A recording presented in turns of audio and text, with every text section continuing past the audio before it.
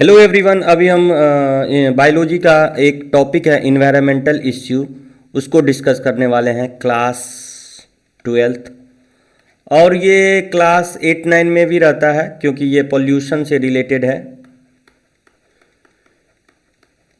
Environmental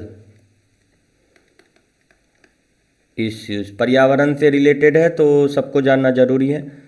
तो देखते हैं कि किस टाइप से क्वेश्चन एग्जाम में पूछता है और उसको कैसे हम लोग लिखेंगे। तो इसको हम दोनों भाषा में डिस्कस करने वाले हैं। तो हमारा फर्स्ट क्वेश्चन है, what is noise pollution and its source, what its effect, mention the control. तो noise pollution is unwanted excessive sound that can harm human health और द इन्वायरमेंट। क्या होता है अनवांटेड, मतलब अवांछित या अत्यधिक ध्वनि जो मानव स्वास्थ्य या पर्यावरण को नुकसान पहुंचा सकती है, उसी को क्या बोलते हैं, ध्वनि प्रदूषण। सोर्स क्या क्या है ध्वनि प्रदूषण का, vehicle, industry, loud speaker, construction site. इसको हिंदी में भी दिया गया है, अगर आपको इंग्लिश में थोड़ा सा दिक्कत है तो इंग्लिश हिंदी में भी देख सकते हैं। इफेक्ट क्या है इसका, इफेक्ट इसके कारण, नॉइज पोल्यूशन के कारण हियरिंग लॉस हो सकता है, stress, sleep disturbance, health issue, सुनने की क्षमता में कमी, तनाव, नींद में बाधा, स्वास्थ्य समस्याएं। कंट्रोल मेजर, क्या क्या हम लोग कंट्रोल मेजर कर सकते हैं, यानी नॉइज पोल्यूशन से बचा जा सकता है क्योंकि क्वेश्चन में दिया गया है कैसे कंट्रोल कर सकते हैं, नियंत्रण बताइए। तो साइलेंसर का प्रयोग कर सकते हैं हमारे व्हीकल में, हरित पट्टी लगाना, ध्वनि नियम को जानना चाहिए, हमेशा साउंड नहीं बजाना चाहिए, जागरूकता फैलाना। तो इसी को इंग्लिश में use of silencer, green belt, noise regulation and awareness. तो इतना पॉइंट तो सबको याद रखना जरूरी है। अनवांटेड और excessive sound that can harm human health और the environment is called noise pollution. ध्वनि प्रदूषण उसे कहते हैं। कुछ इंपॉर्टेंट क्वेश्चन है, इसको हम लोग डिस्कस कर रहे हैं। Right A note on air pollution, its effect and control. Air pollution, वायु प्रदूषण पर टिप्पणी लिखिए, इसके प्रभाव और नियंत्रण के उपाय बताइए। तो air pollution is the presence of harmful substance in the air. Air में जो हानिकारक सब्सटेंस होगा, पदार्थ होगा, उसी को तो वायु प्रदूषण बोलते हैं। वायु में हानिकारक पदार्थ की उपस्थिति को क्या बोलते हैं, वायु प्रदूषण। सिंपल है। इसका क्या क्या इफेक्ट है, रिस्पायरेटरी डिजीज, सबसे पहले सांस की बीमारी, acid rain, global warming. Global warming क्या होता है, ग्लोबल वार्मिंग में क्या होता है, उसमें आपको हीट बढ़ जाता है, हीट एब्जॉर्प्शन कैपेसिटी बढ़ जाता है, जिसके कारण सी लेवल, बर्फ पिघलना शुरू कर देगा, सी लेवल राइज हो जाएगा और जिसके कारण बहुत सारा देश जो समुद्र किनारे है डूब सकती है। ओजोन डिप्लीशन, यूवी रे के कारण ओजोन बचाती है हमें, तो ओजोन का लेयर कम हो जाएगा तो अल्ट्रा वायलेट रे धरती पर प्रवेश कर चुकेगी ज़्यादा से ज़्यादा, जिसके कारण ग्लोबल वार्मिंग होगा। इसको हम लोग कैसे कंट्रोल कर सकते हैं, एफोरेस्टेशन। एफोरेस्टेशन में सब फिर से पेड़ पौधा लगा सकते हैं। Use of filter, switching to clean energy source, जैसे हम लोग विंड एनर्जी, इस पे हम लोग ध्यान दे सकते हैं। थर्ड क्वेश्चन है, right A note on water pollution and it's control. जल प्रदूषण पर टिप्पणी लिखिए, इसके नियंत्रण के उपाय बताइए। Water pollution is a contamination. Contamination मतलब क्या होता है, मिलावट of water bodies by harmful substance. Harmful substance का मिलावट वाटर बॉडीज में ही वाटर पोल्यूशन कहलाता है। जल स्रोतों में हानिकारक पदार्थों की मिलावट है। डिजीज, इफेक्ट क्या क्या हो सकता है, disease is destruction of aquatic life, unsafe drinking water. Destruction of aquatic life मतलब जल जीवों का नाश, पीने योग्य पानी की कमी, बीमारियां, यही तो होगा वाटर पोल्यूशन के कारण, यही सब तो होगा। तो आपको ध्यान रखना है, एग्जाम में 3 चीज लिखना है। एक तो होता क्या है, इसका इफेक्ट क्या है, इसके कारण क्या क्या हो सकता है। तो सब में एक पॉइंट हम लोग लिख सकते हैं, डिजीज हो सकता है, इसको कंट्रोल कैसे कर सकते हैं, 3 चीज। तो कैसे कंट्रोल करेंगे, हम लोग सीवेज को ट्रीटमेंट करेंगे। प्रिवेंटिंग इंडस्ट्रियल डिस्चार्ज, मतलब जो भी इंडस्ट्री से डिस्चार्ज निकलेगा उसको ट्रीट करके हम लोग पानी में मिलाएंगे। ऐसा नहीं है कि कोई भी वेस्ट को पानी में मिला दिया। अवेयरनेस, जागरूकता फैला के। तो किसी भी कोई भी पोल्यूशन पूछे ये सब पॉइंट आपको लिख देना है। अवेयरनेस तो सारा में होगा ना, कोई भी पोल्यूशन पूछे तो कैसे कंट्रोल करेंगे? अवेयरनेस करके। जितना जागरूक होंगे हम लोग उतना पोल्यूशन कम होगा।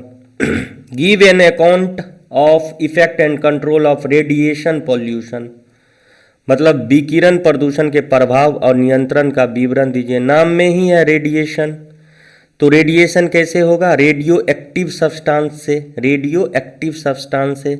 इसके इफेक्ट क्या क्या हो सकता है? कैंसर, जेनेटिक डिसऑर्डर, सबसे खतरनाक तो रेडिएशन पोल्यूशन ही है। Ecological damage. कंट्रोल कैसे करेंगे? Proper disposal of radioactive waste, जो भी रेडियो एक्टिव वेस्ट निकलेगा उसको प्रॉपर डिस्पोजल करना चाहिए, मतलब सही से निपटाना चाहिए। Safety norms in nuclear plant, जितना भी न्यूक्लियर प्लांट है उसमें सेफ्टी नॉर्म फॉलो होना चाहिए। अगर सेफ्टी नॉर्म नहीं फॉलो होता है जिसके कारण ही दुर्घटना होता है, जैसे हम लोग देखे थे भोपाल गैस त्रासदी जो हुआ था, सेफ्टी नॉर्म नहीं फॉलो किया गया था।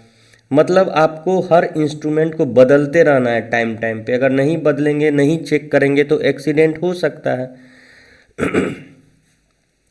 तो ये था radiation pollution, radio active substance के कारण होता है। अब अगला है what is ozone depletion, mention its effect and prevention.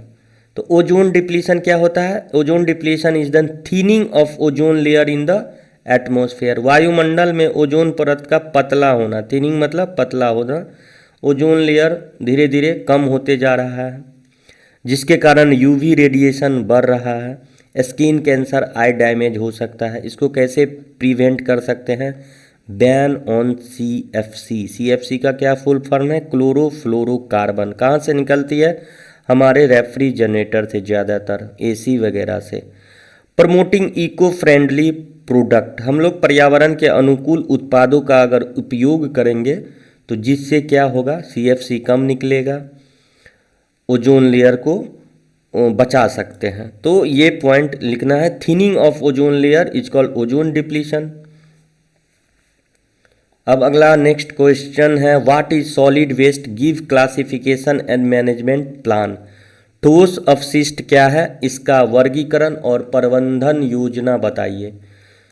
तो solid waste refers to unwanted solid material from human activity, मानव गतिविधियों से उत्पन्न अवांछित ठोस संग्रामी होती है। मतलब हमारे एक्टिविटी के कारण जो अनवांटेड सॉलिड निकलेगा उसे ही तो सॉलिड वेस्ट बोलते हैं। तो सॉलिड वेस्ट दो भागों में बांटा गया है, बायोडिग्रेडेबल, नॉन बायोडिग्रेडेबल। बायोडिग्रेडेबल मतलब जो आसानी से डिकम्पोज हो जाए, जैसे फूड वेस्ट, पेपर, जो हमारा वेजिटेबल होता है वो डिकम्पोज हो जाता है, मिट्टी में मिल जाता है सड़ गल के, तो उसको बोलते हैं बायोडिग्रेडेबल। जो जल्दी बायोडिग्रेड नहीं हो, नॉन बायोडिग्रेडेबल, जैसे प्लास्टिक, मेटल, ये जल्दी डिकम्पोज नहीं होता है, उसको बोलते हैं अपघटनीय और अपघटनीय। मैनेजमेंट प्लान, तो ऐसा सॉलिड वेस्ट को हम लोग कैसे फेंकेंगे, कैसे मैनेजमेंट करेंगे? सिग्रेशन करके। सिग्रेशन मतलब पृथक्करण या अलग अलग भागों में बांट देंगे। जैसे प्लास्टिक को अलग बांट देंगे, मेटल को अलग बांटेंगे